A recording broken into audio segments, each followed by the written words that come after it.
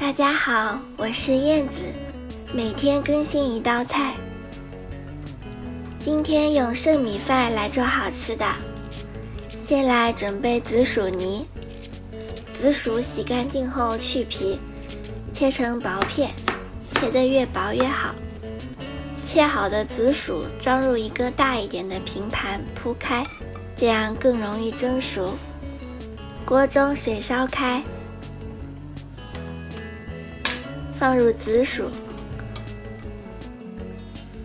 大火蒸10分钟左右。取出放凉后，用勺子压成紫薯泥备用。拿出剩米饭，给它上个色，往里面加点紫薯泥，混合拌匀，变成紫米饭。2份米饭各加点寿司醋，拌匀调味。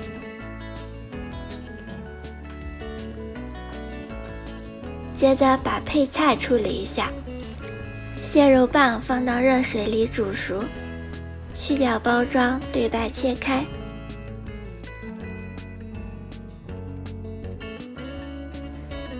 火腿也切成4瓣备用。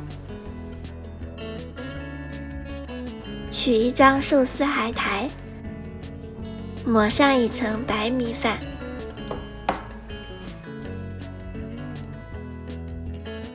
然后放上一根完整的黄瓜，把它卷起来，正好让米饭包住黄瓜1圈就行。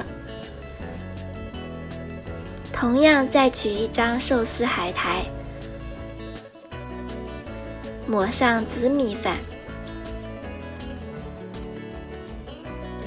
放上刚才卷好的黄瓜卷，再包上1圈紫米饭，头尾切掉，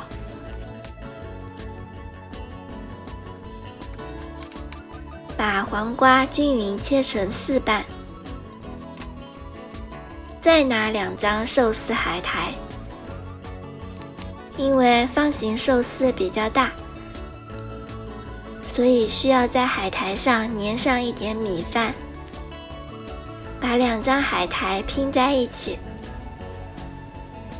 像这样摆上黄瓜卷，放上火腿条，挤上一层沙拉酱和焯熟的蟹肉棒，中间放上一点肉松，